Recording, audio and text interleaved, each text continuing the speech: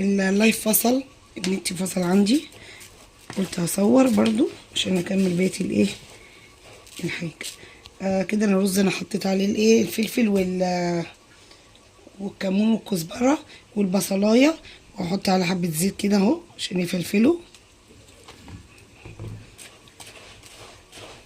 قلت مش هيأس برضو اروح مصوره كده اهو.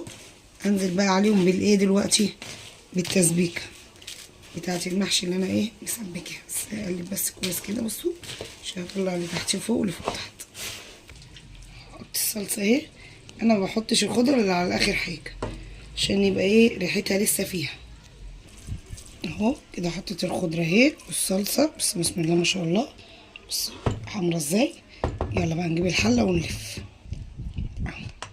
قطعت بصلايه على طايه كده اهو، واحط عليهم حبه فلفل اسود اهو، فلفل اسود وملح. وهنا بقى بخلي الورقه طويله كده براحتي، انا اللي هتحكم ان انا ايه الف فيها قد ايه براحتي.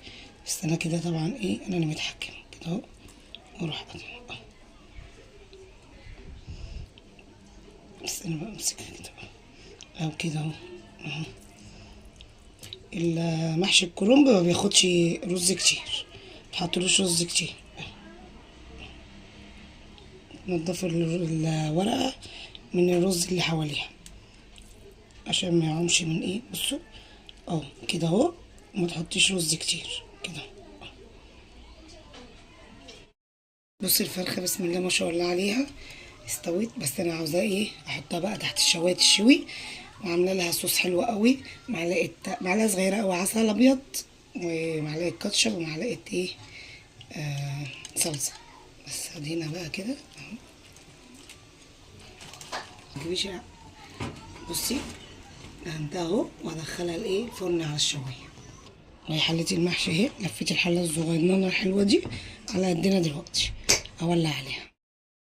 وادي الطشه بتاعتي الملوخيه، ودي المحشي على النار، ودي صلصه بقت من الخلطه بتاعت المحشي، ودي الملوخيه بتاعتنا اهي بسم الله ما شاء الله عليها. ودي الطشه الجميله، طشه الملوخيه دلوقتي.